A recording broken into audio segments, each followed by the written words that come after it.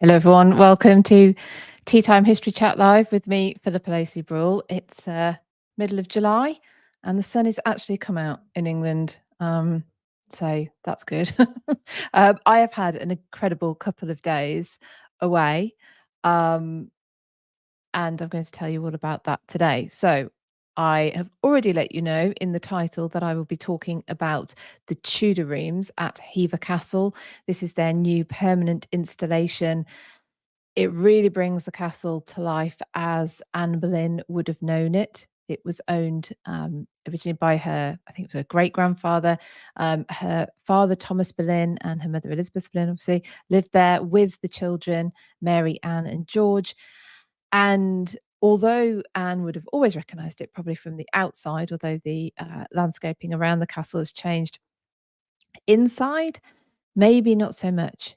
But the curatorial team at Hever Castle, Ali Palmer and Kate McCaffrey, have done an incredible job of recreating the rooms in a style which Anne would have been familiar with. And so I want to tell you about that today, because that is what I promised you.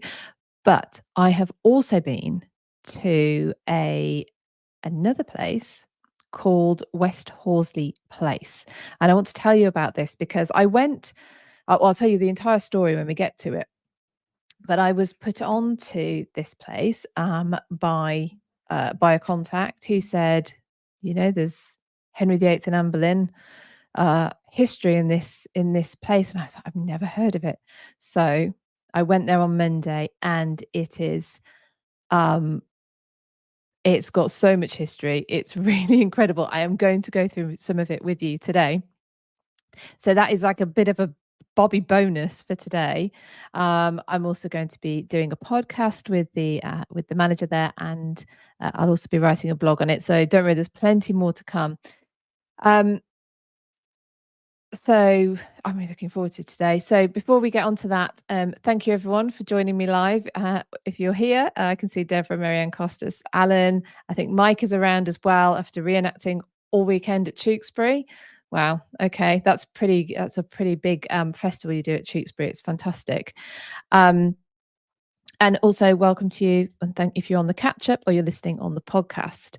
Thank you very much. Apologies for being a couple of minutes late today. That is because I have tried to load up quite a few photographs to show you, and the system wasn't having any of it. So I have that's why I was trying to sort that out. Anyway, so we're here now. Thank you, Costas. Like the talk on Richard I. Thank you very much. Last week, if you missed it, I was talking about Richard I, so Richard the Lionheart, you might know him better as, his accidental conquest of Cyprus, which is a place I had returned from the few days beforehand. And that was a fun one to do. I wished I was still in Cyprus, but there you go. We've got a little bit of sunshine. I brought a little bit around from there. Laurie, hi, how are you? Love the photos. Was that from Cyprus or from West Horsley? Love the photos from there. So if you're a member of my Patreon, then I've already shared some of the photographs from West Horsley Place. In fact, more than I think I'm going to be sharing with you today. But anyway, that's something that obviously, if you're a member of my Patreon, you can go and see. And if you're not, you can join at patreon.com/British history. It's £5 a month. So hopefully that makes it affordable for everyone. I used to do tiers and, for more, but now I want to try and make it affordable for everybody. So it's just £5 a month. West Horsley, Laurie, thank you. Yes. Oh, of course. So yes. And I was going to say, West Horsley, people might recognise. I don't know how far this program's got, but BBC, the BBC series Ghosts, which is kind of historical comedy with a lot of the Horrible Histories cast, was filmed at West Horsley Place. So you might recognise it when we get to it from that. Excuse me, just having a sip of my tea. Right, but where was I? So yes, I'm streaming live on YouTube and Facebook. You can support me with super chats and star on YouTube and stars on Facebook if you wish. But I do love people to come over to my Patreon because, like I say, it's hopefully the most affordable one, and it is you get a lot for it. including extras. Book club, we're on to The Red Prince by Helen Carr, which is her biography of the Duke of Lancaster, John of Gaunt, Duke of Lancaster. Book club. So we have book club, we have extras, you have your opportunity to ask questions of historians that I interview. We have a few coming up. I'm really blanched out on this. If anyone's watching on YouTube or Facebook and not listening, I am really blanched out. I look like I have no wrinkles. That's great. Will, have I read Sharon Penman's books about Plantagenets? Get my words straight. No, I haven't actually. I don't add more to my reading list. Honestly, it's insane. So, reading The Red Prince at the moment for book club. I also got Nathan Armin's book Son of Prophecy through the post yesterday on its release day. Can't wait to get into that. I've got a book about childhood in Anglo-Saxon England. I also asked for recommendations on for books to learn about the founding fathers in America, because I went to watch Hamilton last week and realized I knew absolutely nothing about the story. Anyway, so yeah, I'm trying to get through things as quickly as possible. I've just read, this is relevant if you are interested. Actually, I think it's quite relevant to American history by virtue of when we did our little Republican experiment, which didn't last. There's this 11-year period where we had no monarch, and Professor Alice Hunt has written a book on that, and I was able to get an advance copy, and I interviewed Alice. If you're a member of my Patreon, obviously you had the chance to ask your questions. Laurie, I'm sure you put one forward, and I interviewed Alice last week. That interview will be available in August, so I got to read that. That book is out in September, and I'm just about to read, I've received it yesterday, Andrea Zuvich's book about Barbara Villiers. I totally forgot the one of the mistresses of Charles II, a notorious mistress of Charles II, and I will be interviewing Andrea later, early in the autumn. So if that's a topic you would like to be able to put your own questions forward for, then you'll have your opportunity to do so. Marianne, so many books and not enough time to read them all. Yeah, I would love to tell you that all the books back there on my bookshelf have been thoroughly read, but no, I would be lying. These books behind me are book club books. So I think I've read all of those now, except for the massive blue one, which is the John Guy Julia Fox book about Anne Boleyn. That's the final book of the year for book club. And I put it at the end of the year thinking that maybe I would pick it up in bits and read it throughout the year. But I have been reading other ones. So I'm going to just see if I can sort my face out on this screen. I think it looks a little bit bizarre.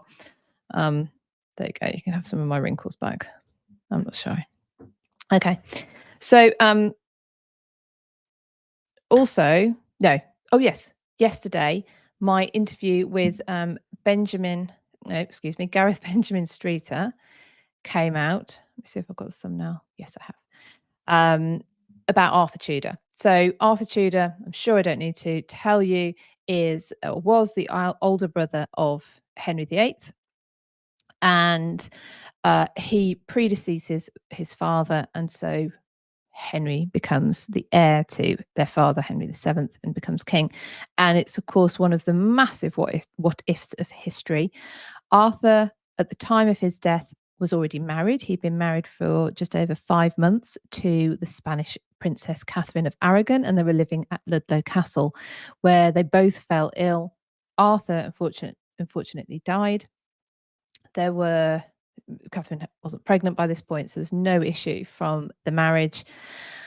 And of course, with Henry VIII being such a notorious king and all the changes that came with his reign, that are still the results of which are still felt today, it just lends itself so massively to what if story.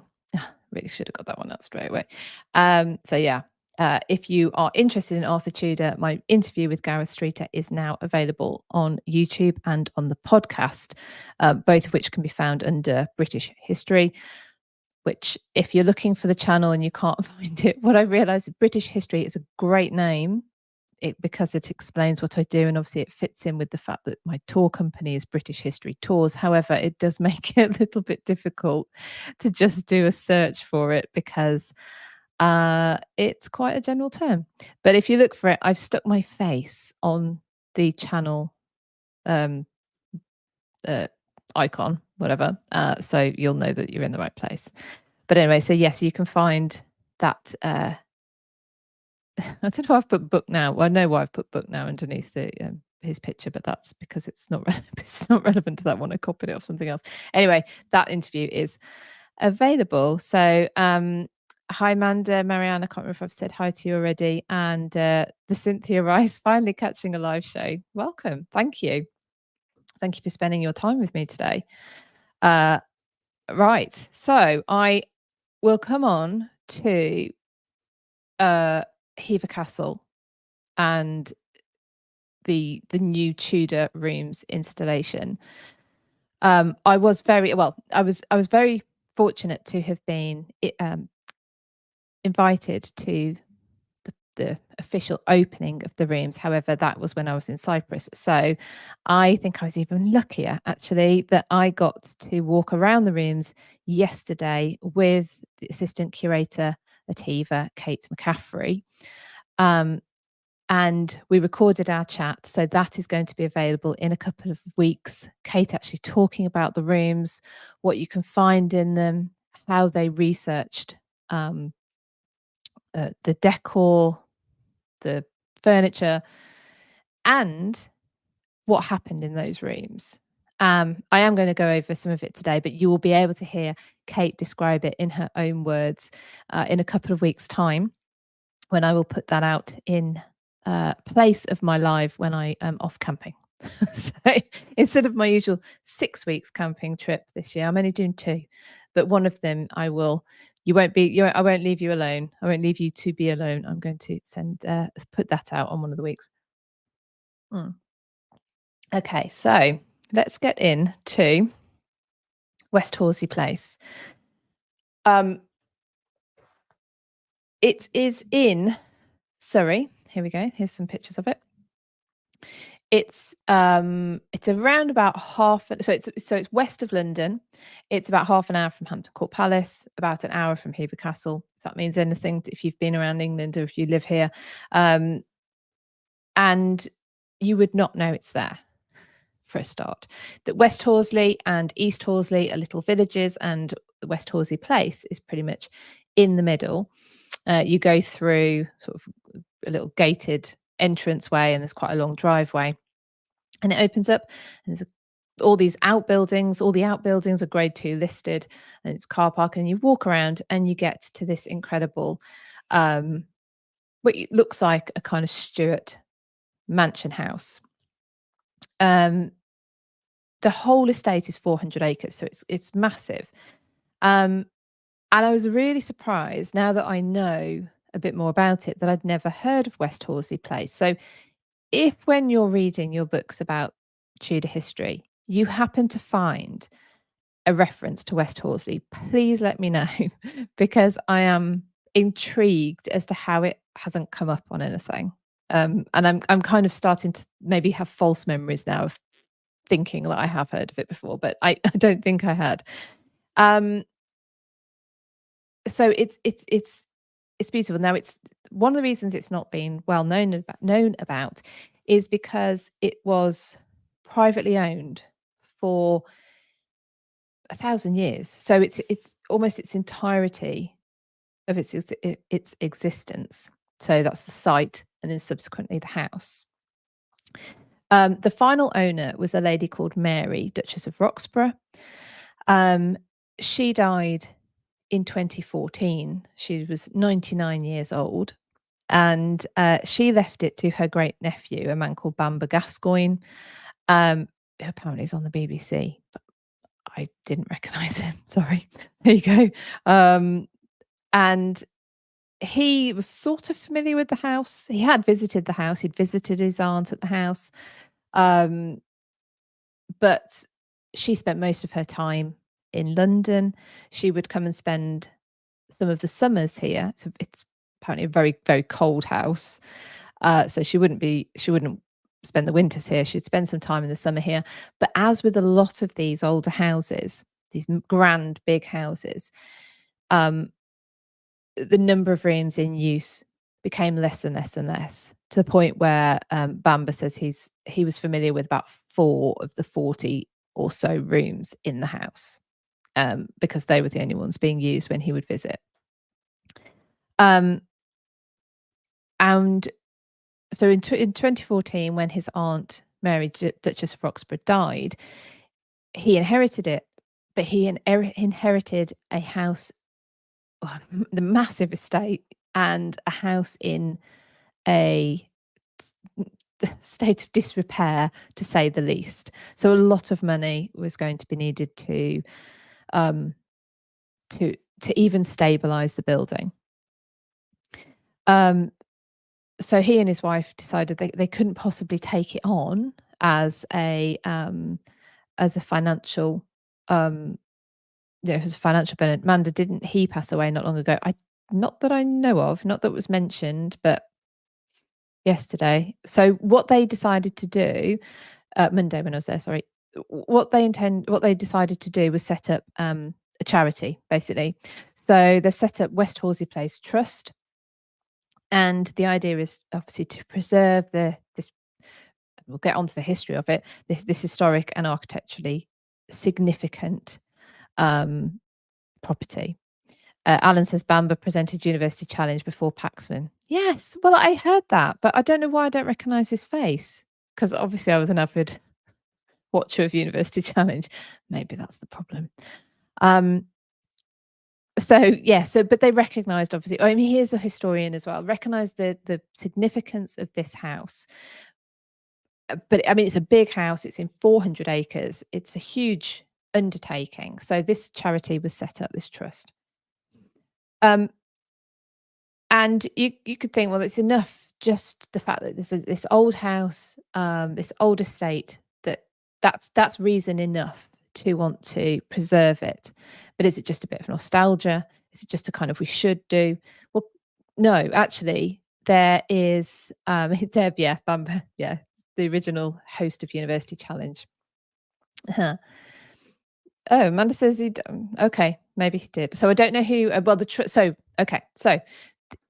the inheritors basically it was gifted to the trust. So that's how it works. It's gifted to the charity. The charity now runs it.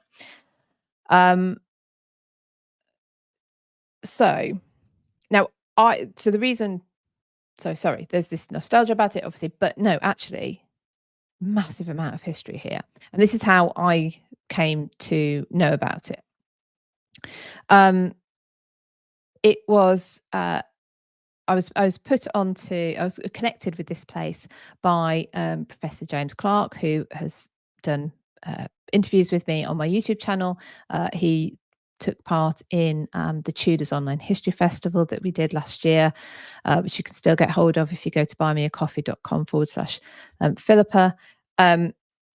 And he also spoke on one of the Anne Boleyn tours that we ran this year, and he said to me, "Have you ever heard of West Horsley Place?" And I really wanted to say yes, and of course I had to say no. And James, who is a professor at the University of Exeter, is part of a project to uncover the history, in simple terms, of the house. And what they had found, this links to the fact that he was on the Anne Boleyn tour, talking to our group about Anne Boleyn, is Henry VIII owned West Horsley Place. He owned it on 2 different occasions. We'll get into that. Now, to say that Henry VIII owned a property isn't necessarily to give it any kind of historical significance beyond that, because Henry owned over 50 or maybe more properties by the time he died.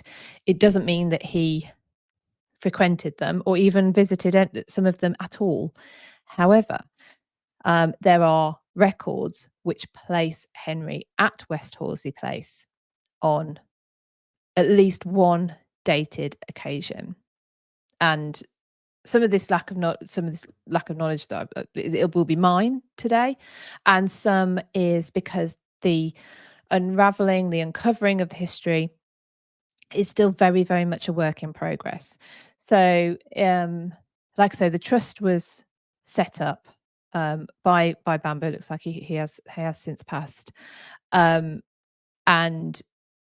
and is now run. So it was started off with a team of just one, and the team has slowly grown, and they're uncovering things all the time. So the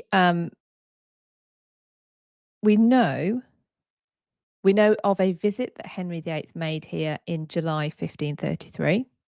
July 1533 is significant because it is just after he marries. It's in the same year that he marries Anne Boleyn. No, excuse me, not the same year he marries. Yes, it is. Same year he marries. Same year she's crowned. And in September 1533, Anne Boleyn will give birth to the future Elizabeth I.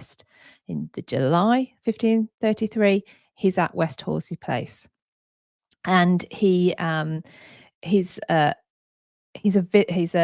guest of his cousin Henry Courtenay, the Marquis of gone out of my head. Exeter. Yeah, Exeter. That's probably why James is linked to this. The Courtenay family. So he's a guest of his cousin Henry Courtenay, and they even have the in fact, I can tell you, they have records of the food that was served at this banquet. So let me see. A list of the dishes offered to the monarch survives. First course, see if you could get your teeth into these: stewed sparrow, carp, capons, pheasants, ducks, gulls, and stuffed rabbit, all served cold. The next was a warm course of stork, gannet, heron, quail, partridge, fresh sturgeon. And for dessert, they had jelly, blancmange, apples with pistachios, pears with caraway, clotted cream with sugar, quince pie, and marzipan.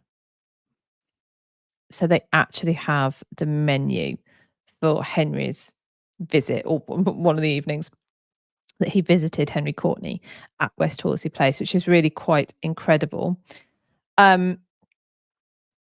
So let's go back to the house though for a little bit. Can't remember what. Let me see what pictures I decided to have. Oh, so this picture. So sorry for those on the podcast, but if you check out the YouTube channel if you're interested in seeing the pictures. This is the I think they call it the Great Hall. Let me just check. It used to be Stone Hall, they call it. It used to be 2 stories high and it got split.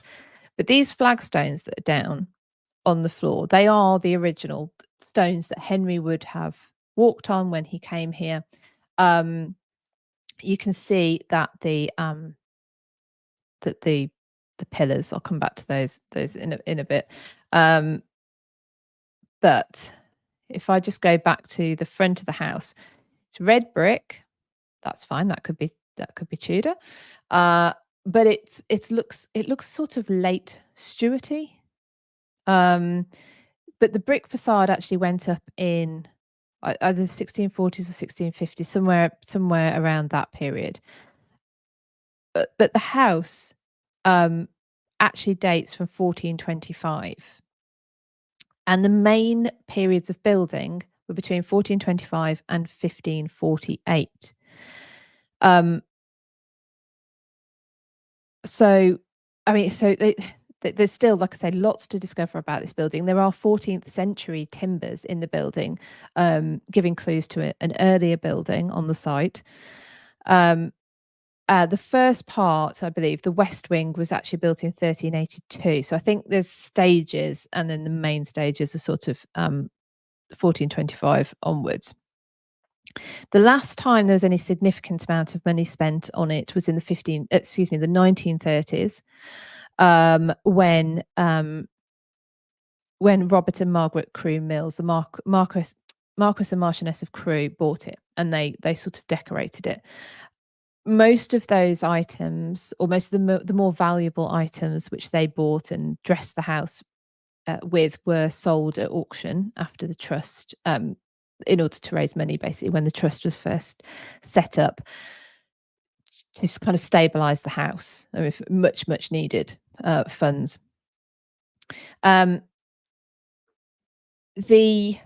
Again, if you're on the podcast, but if you have a look on this smaller photo on the left hand side, you can see white beams, significant white sized timbers behind a sash window. And that's basically because this brick facade was put on over the top of this 15th century, early 15th, 14th century building.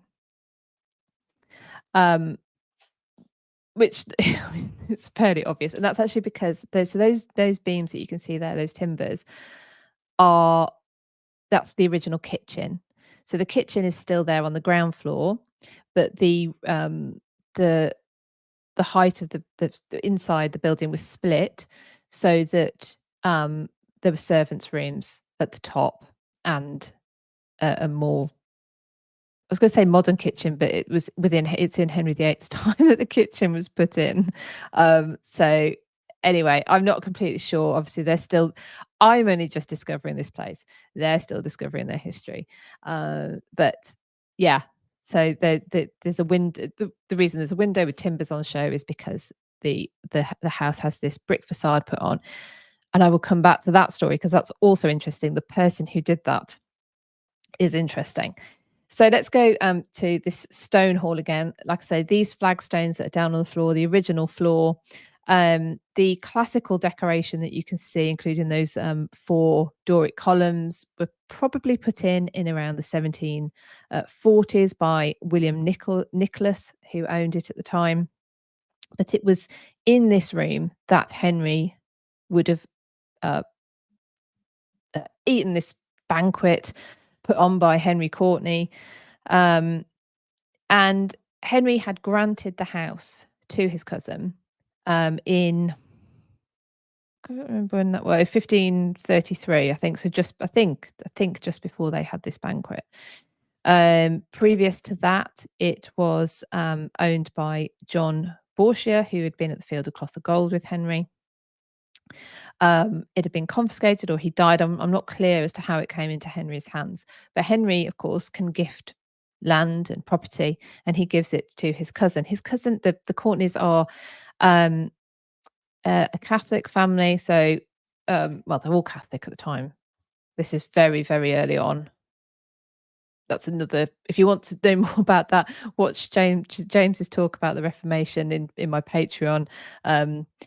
It's all about sort of the early days of the Reformation, or you can listen to his YouTube interviews with me on YouTube. But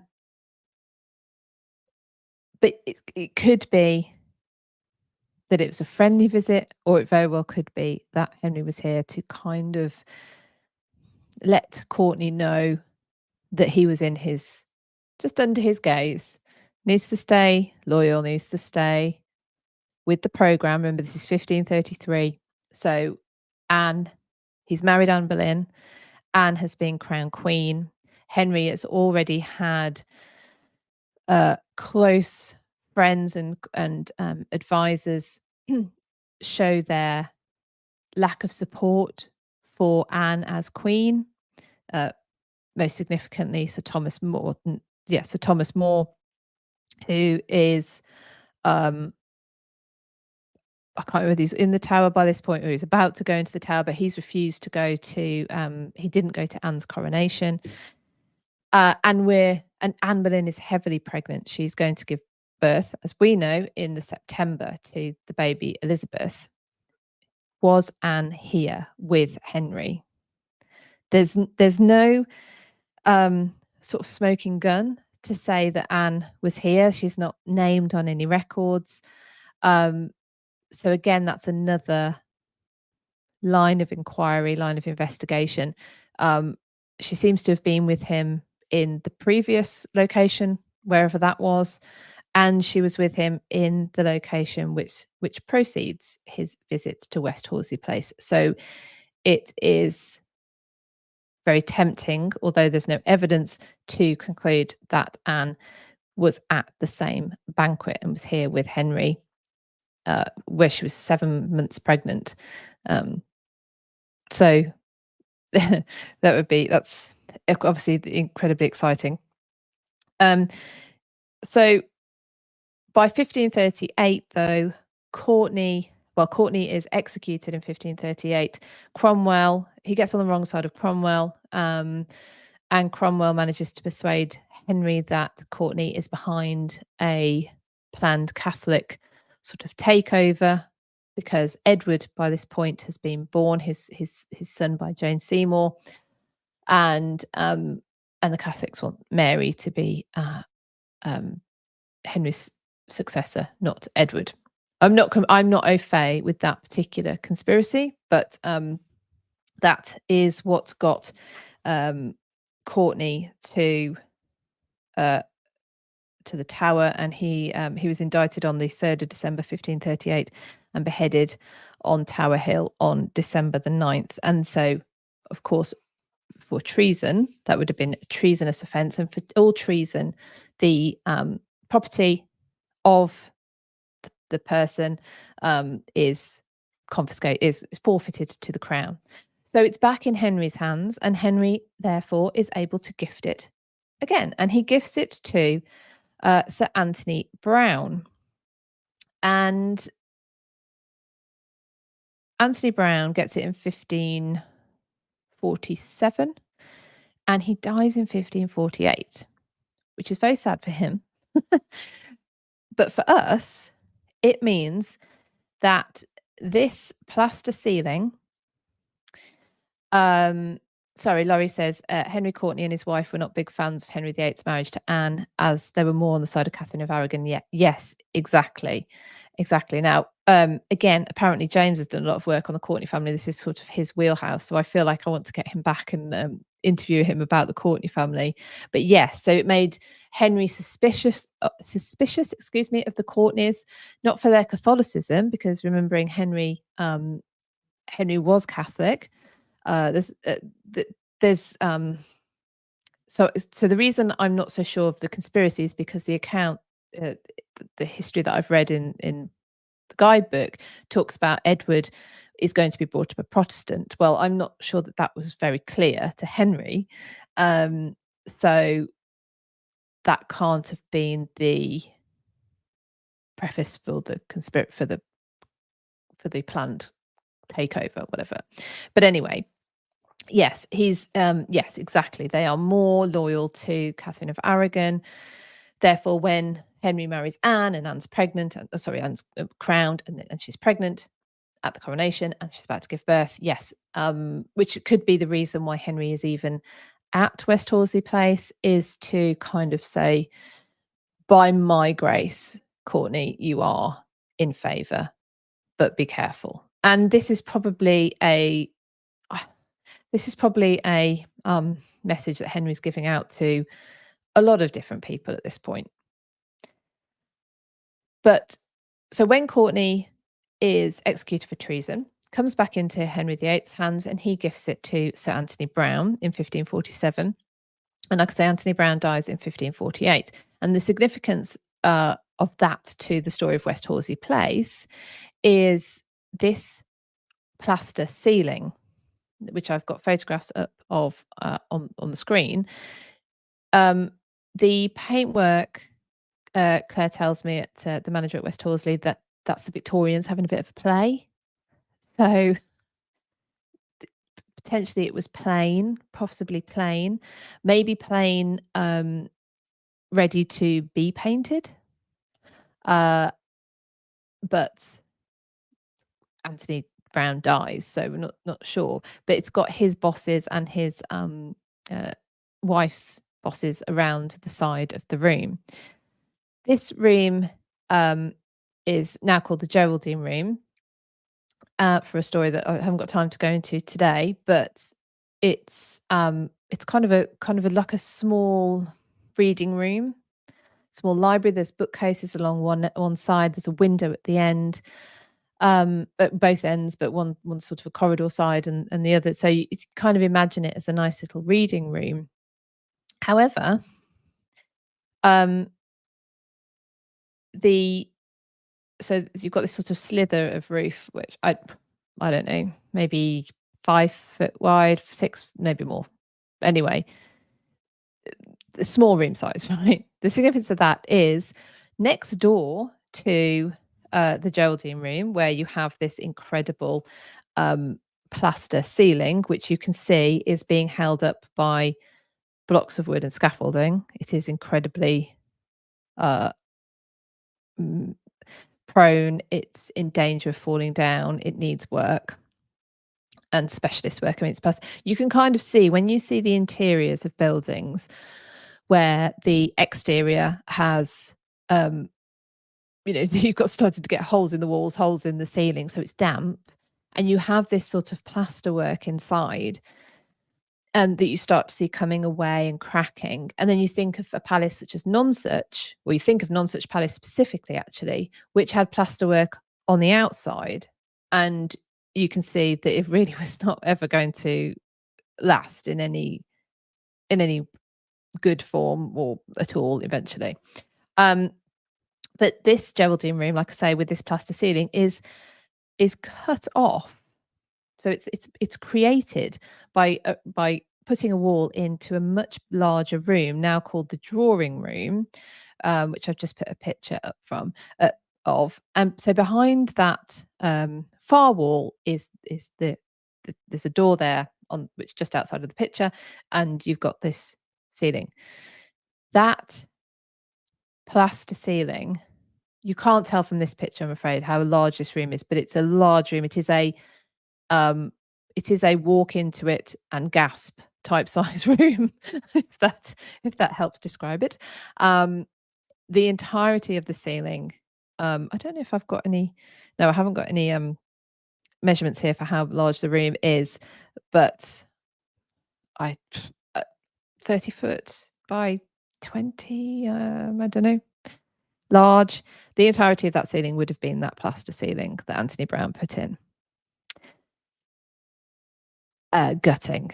That ceiling was, I don't know if it says here, but it was basically in order to just put this very plain ceiling in, um, they took down the plaster ceiling. There's sort of slight remnants of it that apparently you can see if you're looking down from above. So yeah, what a shame. What a shame. This beautiful ceiling. But at least there's some of it left. There's some of it left, and it is in um, incredibly fragile condition. So, I mean, the if you want to have a look, if you want to look up West Horsley Place Trust and see about donating, I'm very, very grateful. They hold open days. So if you live in the area, do get in touch with them and find out when they're having their open days. You can book onto tours, I believe, on a Wednesday and a Saturday. I might have that wrong. I hope I've got that right. Where you can go and look around the house, and they let you touch things. They let you touch everything. So you can and as a bit of a side note, wherever you are in the world, if you have got somewhere which is sort of more enthusiast run. I know that's not quite the case here, but something that's quite early on in the journey of being created into a place for the public to go and visit.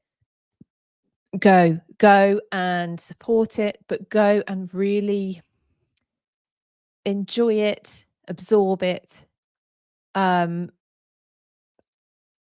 as it is, because it possibly won't be kept in the state. I mean, in this case, we want it to be. Do we want it to be saved? So definitely work needs to happen. But there's something about going into a building where you can really feel the age of it. There's something magical about that. So anyway, they have tours. I will probably be taking tour groups there, as it is relevant to my tours under British History Tours. So, you know, a beautiful place I really want to support. So not only do we have Henry VIII's history here, and potentially Anne Boleyn was with him on that July 1533 visit. But Henry has it so till 1547 when he gives it to Anthony Browne. And so by that point, he is married to Catherine Parr. Is that right, isn't it? So the potential is, yes, because he dies in 1547, doesn't he? That's a he could have brought his other wives, probably not Anne of Cleves, because he wasn't married to her for long enough. Maybe Jane Seymour, maybe Catherine Howard, maybe Catherine Parr have also been there. Maybe not Catherine Parr. Anyway, the potential is that he brought other wives here as well. This is the unfurling of the history. It's very, very exciting, which is why I'm saying if you're reading any Tudor sources, you're reading any blogs, books, and it mentions it, please do let me know. Becky says, do they know what to do to rehab the ceiling? I think what needs to be done is probably known. It's going to take a lot of money. And the problem is this is not the only priority in the house. Although it is a high priority, as you can tell from looking at it and seeing the significance of it. So the reason I mentioned when Sir Anthony Browne died is, of course, it means you can date this ceiling quite specifically. Alan, at the time of Henry's visit, was West Horsley Place mentioned as the location where Gertrude Courtney met Elizabeth Barton? Yes, Alan. Well done. How do you know that? So Elizabeth Barton is the Maid of Kent. She was she prophesied, I think, didn't she prophesize Henry's death if he married Anne Boleyn, or and she was so yeah, it's quite an infamous case. And yes, I think you're right. Henry Courtney's wife Gertrude met Elizabeth Barton at the house, or that was the rumor, that was the accusation. So yeah, maybe not. Sorry, where am I? I'm just trying to read your comments. So Melissa, I wish I knew the Courtneys as you all seem to. Well, no, I don't know them a lot. I'm going to have a look at what work James has done.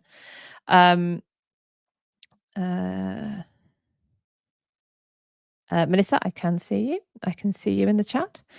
Let me see. Okay. So the history doesn't finish there. Elizabeth I spent a week here. So let me just see, what other slides did I have? Nah, that's the Hever one. Okay. So I'm going to go back to the first one. You can look at the front of the house. Elizabeth I came here quite early on in her reign in 1559. She spent a week, the 17th till the 23rd of August. And again, they know from records, there was a banqueting house built for her in the gardens. I was taking a sip of my tea. And there was pageants on, there were masks, they'd have gone hunting and hawking, there were dances, and Robert Dudley would have been here with her. So Elizabeth I has a massive link to here as well, spending an entire week. In the late, it's possible in the late 1590s. Now, this story I want to dig into a bit more. I don't really understand it so much, but possibly Guy Fawkes was here serving as a footman to Lord Montague, who would be arrested after the gunpowder plot. I'm not clear whether Montague owned it or he was visiting here, but anyway, there's some potential Guy Fawkes link. And then I did say I would get back to the person who put the brick facade on this house, because that is a person called Carew Raleigh. Carew was the son of Sir Walter Raleigh. And he owned it from, he became into it, so he owned it from 1643. I don't know where I was going with that. His father, Walter Raleigh, had been executed back in, I think it was 1607. He was executed under the reign of James I of England, James VI of Scotland. And famously, Walter Raleigh's wife had Walter Raleigh's head embalmed, and she carried it around in a bag. Now, when so they've got, this is one of the stories, when Bamber Gascoigne inherited West Horsley Place,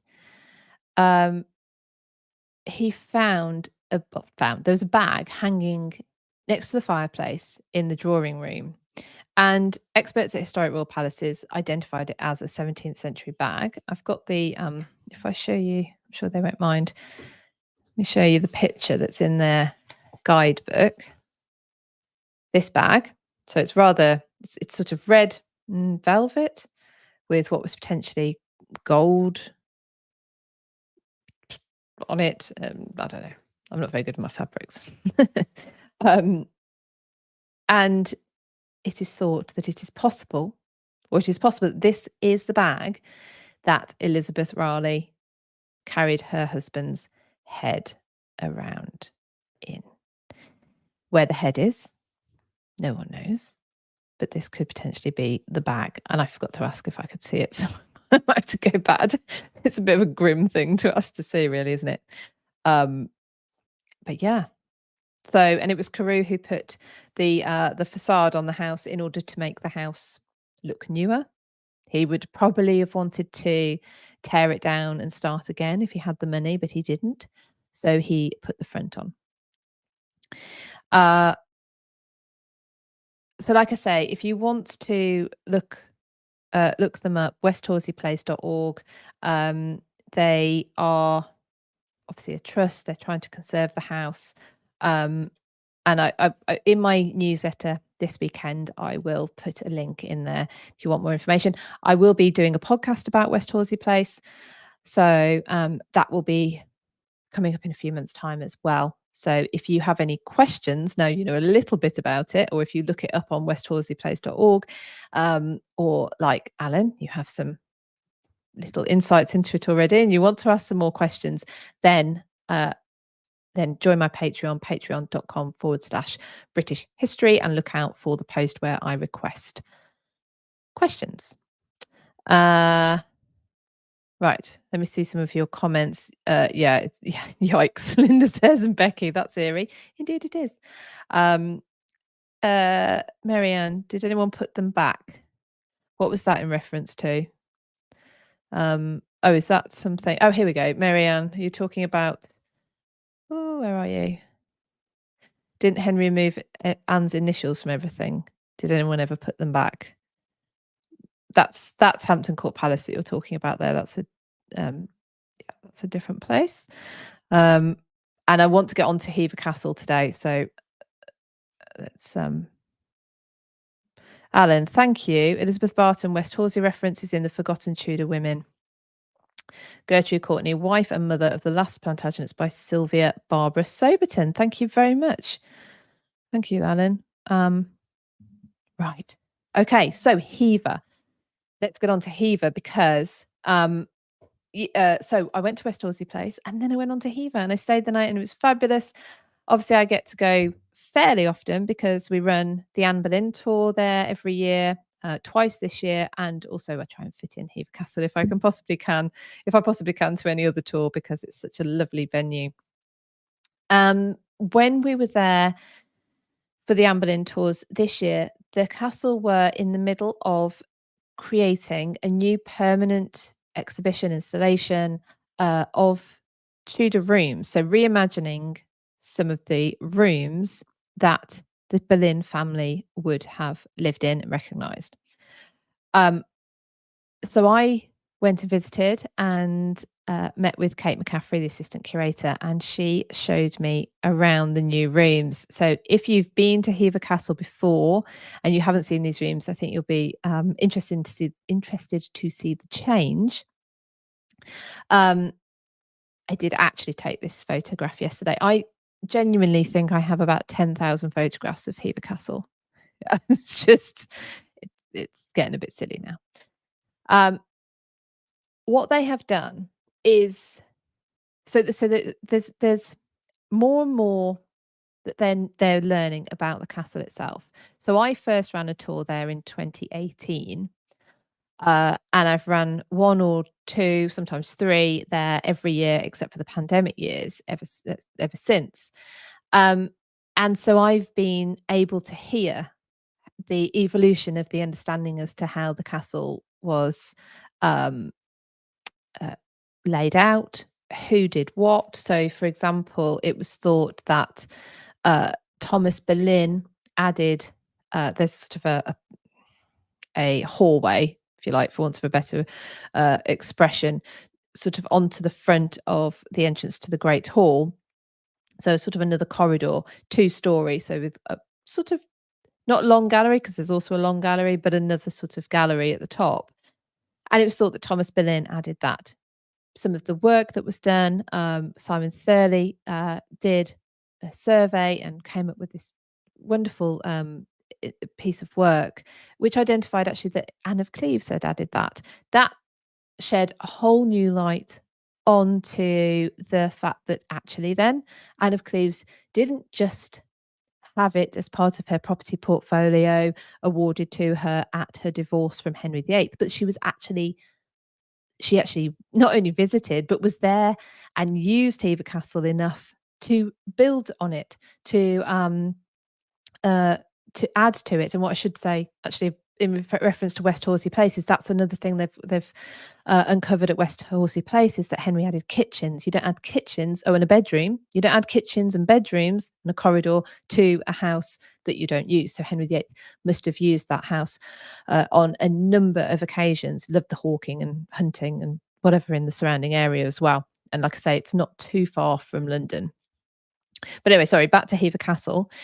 So this room that we're looking at the moment, it used to be dressed as a morning room, so called because that's where the light, or well, I think I remember the guide saying actually that they called it the morning room because it's sort of just been assumed that the morning light came into here, and so this would be literally where in the morning they would read or sew or whatever. Except the one problem was that the light doesn't come into here in the morning. Now, this was a room. It's very Tudor, actually.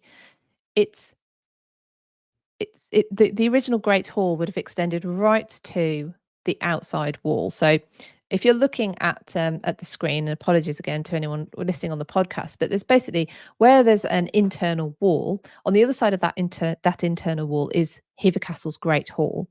That internal wall was added by Thomas Boleyn, and it creates this parlour, this more intimate area. And this is a change in the way great houses are set up, movement from sort of medieval into the Tudor period, where privacy becomes more of a thing. Being separated from one's servants becomes more of a thing. And so you have this parlour, and in fact, you also have a staircase, which we'll get onto at in a moment, and a nursery above. They have what do you know? One of the initial things that I noticed was the smell has changed, and the reason the smell has changed is if you look at the floor, there's this rush matting.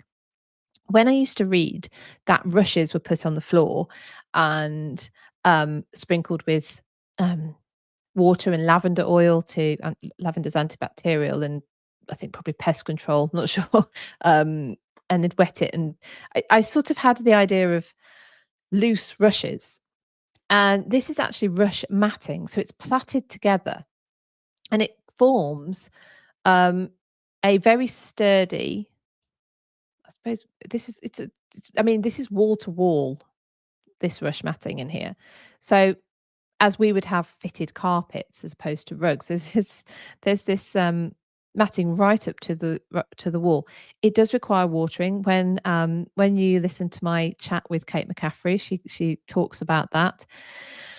On the wall, you have hanging, so painted cloth and sort of solid color cloth. The painted cloth is blue, and I will be sharing more photographs of this in my Patreon, and maybe I will on my Instagram as well. But it's based on the cloth in the background of the Thomas Cromwell portrait, which the staff at Hever Castle are very au fait with, very familiar with, because they, of course, that team were the ones that identified Cromwell's Book of Hours from that portrait, that very famous portrait of Cromwell.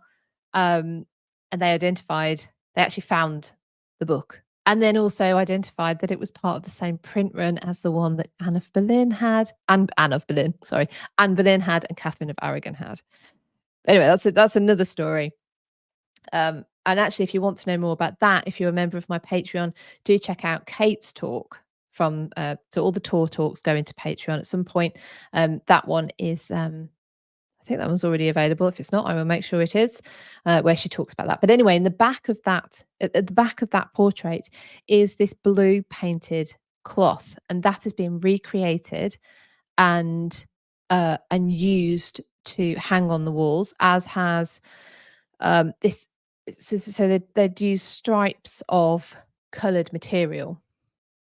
These are the sort of more public rooms, and you will see as we move into the more private rooms, the level of decoration on the walls sort of increases up to the most expensive, which would of course be your tapestries, which we'll see shortly. So we'll move on from the parlour. Yeah, Amanda says painted cloths are extremely common.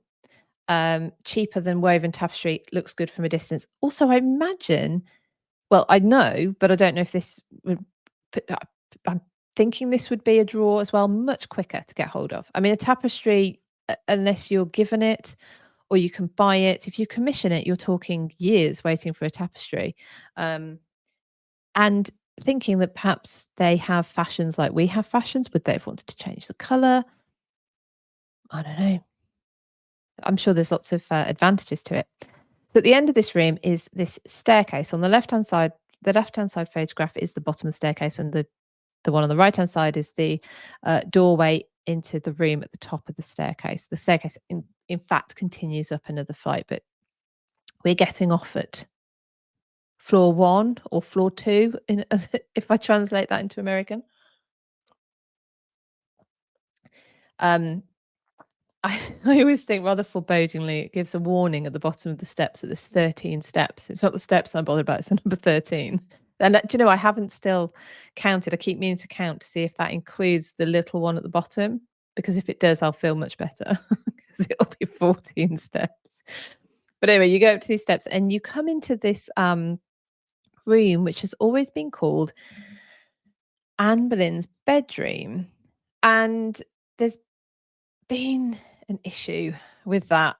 It's never made sense. And again, when you listen to me and Kate McCaffrey have a walk around and talk about this, when I publish that in a couple of weeks' time, I ask her about that. We talk about that because, like I said, I've been taking tour groups here since 2018, and this is one of the just sort of.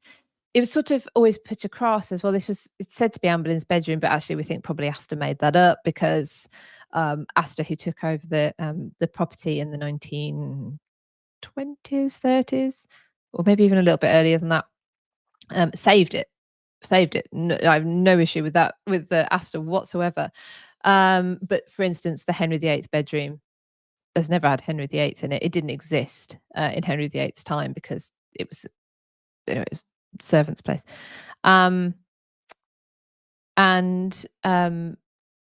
It's so it's not, it never made sense, and this sort of this staircase didn't make sense, that it came off this weird morning room. And anyway, this is part of the work that's been done, and it has identified that this is probably the nursery. So this would have been where Anne would have slept as a small child, along with her sister Mary, and while he was still small, their younger brother George.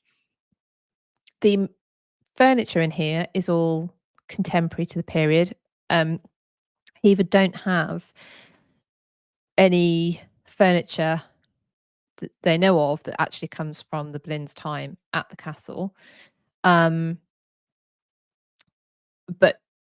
they've been very careful. There's nothing in here that's in here by accident or by virtue of it just has to look right or anything like that. They have meticulously researched what furniture would have been in a room like this.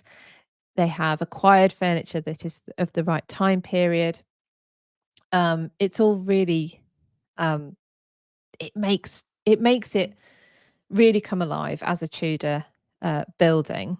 Let me see. Sorry, Manda says we know Catherine of Aragon was taught to paint. She painted banners for Henry when he went to fight in France. I love that. It's like kitchen table projects.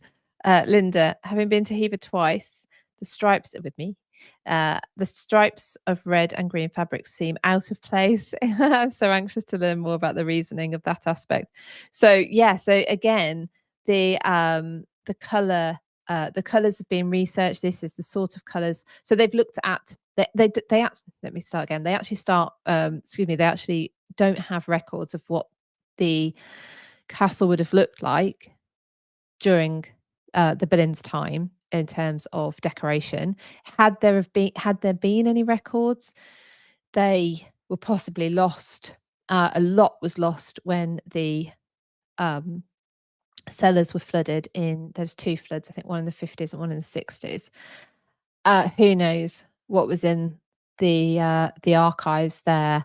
Astor really collected as much as he possibly could to do with the Boleyns and to do with Hever. But sadly, a lot of it was lost in the early 20th century. However, the team looked at equivalent houses, so houses of equivalent size, of equivalent income, to see how they would have decorated. So it's very Christmassy. Red and green being the colours that we sort of more associate with Christmas, which Kate actually said that to me, and I was like, that's why I couldn't work out where my brain was going with the red and green, and then she said it and I was like, oh yeah, that's it. So Melissa says that poor people, common people, that you and I of the Tudor world would have just thrown out rushes in bundles, or would have, I suppose, opened up the bundles, or maybe not, so sort of tighter but smaller bundles. That makes sense. Becky says the bright colours of that time have always been a surprise to me. Laurie, who's been plenty of times to Hever, yes, the room decor does look like it gives a different atmosphere now. It really does. And one of the things that I said to Kate, actually, you'll hear it, is I was kind of joking around, but not, that I wish I had the level of imagination, maybe if I sit somewhere for long enough, but the level of imagination that I can sit and just imagine how it would have looked, or really connect with the fact that I'm sat in the same space as, in this case, Anne Boleyn, Thomas Boleyn, Elizabeth Boleyn, Mary, George. But I tell you what, it makes it a hell of a lot easier when it's dressed like they might recognize it. So now you might remember then, for those of you who've been here before, the next room was the Book of Hours, or Books of Hours room. Hever owned 2 books of hours that once belonged to Anne Boleyn. I've alluded to one before, the printed version, which Catherine of Aragon and Thomas Cromwell also had copies of in the same, let's call it print run. That might be not what it's called, but and so they had one of them, and they have, excuse me, a much older, or an older scribed copy, book of hours. They're now in a different room. So they were in the room that followed on from this one. This is now made up to be it really sort of it really feels like a family room, where the family might have dined in private. It has an incredible ceiling, and it turns out this ceiling was always there. I hadn't noticed because it was all white, and it is now a gold and not quite navy. I don't know what kind of blue you'd call it, but it's not a bright blue like you might think of the ceiling in Hampton Court Royal Chapel, for instance. It's much more subdued blue. It is stunning. It is absolutely stunning. Again, the rush matting carries on through, but the wall hangings have changed. You have a different painted cloth. You have sort of a mustardy, I called it gold, but it's not really gold, yellowy panel, and intermittent with sort of thin stripes, intermittent with sort of a jade green. So it's another step up in terms of the luxury of it. Now, Tudor rooms, like I said, they you've got this move towards privacy, but they're also copying or adopting, is probably a better word, the idea that that you get progressively, as you get progressively into the house, it's the more intimate rooms. So you've got this family room, and the next room along is going to be the best bedroom, which we'll come on to. Mary Ann says, did the governess have any say of what colours were used? No, so the governesses would have just been there to look after the children. I don't think they would have had much say in much, actually, let alone how they decorated the room. No. Amanda, the Tudors were all about showing off their wealth, and expensive fabrics would have been used regardless of the colour. They didn't have our modern tastes. Yeah, no, I don't think. I think I don't think they redecorated like we do either. So, around the top of the walls, so the edging is a frieze. So this is painted. It's painted by the same people who painted the cloth that we saw downstairs in the parlour. And you have 3 emblems going around: the Tudor rose, the white butler, and then adopted by the Boleyns, falcon, white falcon, and the pomegranate. You also have hanging here portraits of Henry VIII and Catherine of Aragon. And that is, again, like I said in the other room, nothing in here, nothing in any of the rooms is there by virtue of sort of laziness, or it's thorough research. The Boleyns were long time supporters of Henry VIII, and it would have been usual, expected, certainly not unusual, to have portraits of the king and queen up. And the pomegranate, of course, is Catherine of Aragon's emblem, so it is up there, and it is chosen there to be there on purpose. And we go into that again more in my chat with Kate. There is other bits in this room that I will include in that talk with the pictures, and including, I mean, everything. So there's a vase on the, I'll tell you about this now, but there's a vase on the table that is a contemporary vase. The flowers, they are real, and the local florist who does all the flowers at Hever has been tasked with always creating Tudor authentic flower arrangements. So that's quite cool. Okay, but anyway, I'll go more into all of these when do my chat. There's a final room in these series of rooms, and this has changed a lot since I started going to or started taking uh, trips to tours to Hever, and this is the best bedroom. Um, and they have dressed it so you can see there's now tapestries on the wall, um, and there's this again a bed of the time period. It's slightly earlier, so yes, because not everything was made obviously at the time it was used. It was made beforehand. Um, and they've recreated the letters from some of the love letters from Henry, which were sent to Anne while she was at Hever. And through their research, it is likely you can place Anne Boleyn in this bedroom because when she returns to Hever as an adult and as a potential, um, well, she's a love interest of King Henry VIII, and he is pushing for marriage at this point. How that was going to happen, I suppose they were still, well, they definitely were still trying to work that out. But they've pinpointed that it is to here that Anne retreats to have time, I suppose, to think what she's going to do, and receives these letters from Henry, must be contemplating them. And I am not one for I don't I it I don't want to make things up. I don't want to tell you I stand there and I can feel things, and but I have to say now, knowing that Anne was in that room, trying to strip away the benefit of hindsight that we have, putting yourself in her position that she's getting these letters from the king. The king is still married. He's married to the queen.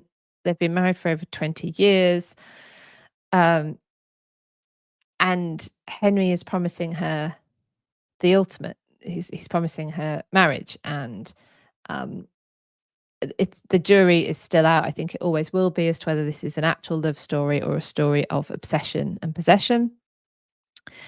But to stand at the window and think that Anne must have done, stood at that window and contemplated her future, contemplated how she was going to answer Henry.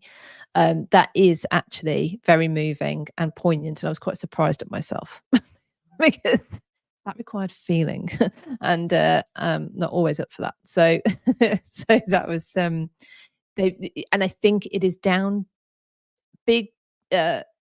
Well, in a big way, down to that the recreation of the room that the team, Ali and Kate, have done. You can imagine how it would have how it would have been.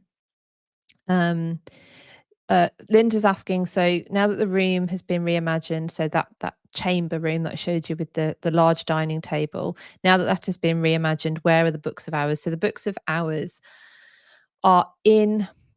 There's a room that has a chapel off to the side of it, a very, very small chapel. And there's actually a bedhead from the Stuart period. Anyway, in there, the cases are in there now. Yes. So yeah, and you've got tapestries up on the wall in here. And again, Kate goes into the stories behind why these particular tapestries were chosen for this room. So it's really, really worth a visit, even if you've already been to Hever Castle, because it has changed it. If you'd like to come with me on the Anne Boleyn tour, then we are there. We actually stay at Hever Castle. We stay there for 4 nights. We're there from the 16th till the 20th of May next year. If you would like to come along, we get an out of hours tour of Hever Castle. So you actually do get that chance to absorb yourself into it, have a bit of time to be in the space and there not be too many people around. And indeed, the people who are there with you are trying to do the same thing, probably. We do that out of hours, after hours, so there's no public in there, and then we have dinner in the Great Hall of Hever Castle as well. That's just That's just two of the highlights of the tour. We'll be there with Gareth Russell. He'll be there with us the entire time. So if you want to come with us on that, we would love to have you. We'd love to host you. If you go to britishhistorytours.com, you can find all the details. If you want to get in touch with us, it's just office@britishhistorytours.com.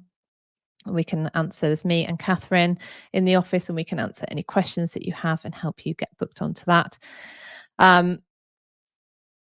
And it's great. It's, I mean, the fact now that we'll be going back next year, excuse me, and that the castle is going to look, as it does now, look more like Anne Boleyn would have known it, then that's just going to be so special for some of the people who are actually coming back and doing the Anne Boleyn tour for a second time. So so I'm very glad that there's a change.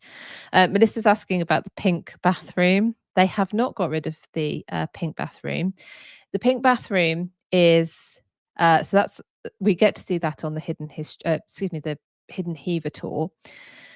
And it's a bathroom just off the best bedroom. It was Lady Aster's bathroom. It is Barbie pink. It is incredibly pink, and everything is pink. The toilet cover, the scales, the bath, everything is pink. In and of itself, it is a historic bathroom. It's an historic artifact, if you like. If they ever did get rid of it, it won't be getting rid. They'll have to preserve it in some way. If it has to be moved to maybe see what's behind it. If you think this is Anne Boleyn's, if this is Anne Boleyn's bedroom, and there's this room directly off it, could that have been? What kind of private space would that have been of Anne's? Was it private space of Anne's? What purpose did it serve? And maybe some of that has to come from actually having a look, but getting the pink bathroom moved, I imagine, is a careful and a careful undertaking, because it's special. It's very special. So just a reminder before I go, if you want to check out the latest interview that I've done with, this one is with Gareth Streeter about Arthur Tudor. He wrote a biography about Arthur Tudor, Prince of Wales' elder brother to Henry VIII, who predeceased their father, Henry VII. So he never got to be king, but he did get to be married. He married Catherine of Aragon. Then that is now available on YouTube. There's an extended version, which is also ad-free, which I'm afraid it's not on my free YouTube because I have to pay the bills and eat my food. It is available in patreon.com/British history. It's the extended version, like I say, ad-free, and it is where Gareth answers the questions put forward by my patrons. Maria, she loved that interview on Arthur Tudor. Thank you very, very much. The feedback from the interview is very, very good. Actually, Gareth is great. He's such a nice man. And you can follow him on Royal History Geeks on Instagram. He's funny. Okay, don't take him too seriously. And if you're a Ricardian, you might not be that. You might not want to. So I have had your attention now for almost an hour and 20 minutes. So thank you so much for spending time with me. You can see me again tonight if I haven't worn you out too much. I will be back on with Dr. Cat and Catherine later on History After Dark. So that's our History After Dark YouTube channel. This evening, we are talking our next history hero candidate. It's priest hide builder Nicholas Owen, who you might have heard about the priest hides that he built, especially at somewhere like Harvington Hall, which we've talked about in the past. We're going to talk about the man himself tonight. So if you want to join us for that, we're live at 8:15 UK time, like I say, on the History After Dark channel. I'd love to see you there. You can obviously catch us on the catch up there as well if you haven't, if you can't make it live. we always give the warning that we may well say something so incredibly heinous that it has to get taken down. But yeah, we're getting we've had a long run, so you never know what might happen. But maybe not when we're talking about a saint. You never know. Okay, thank you, everybody. Hopefully, I'll see you tonight. If I don't, I will see you next week. Take care, and I'll see you soon. All right, bye.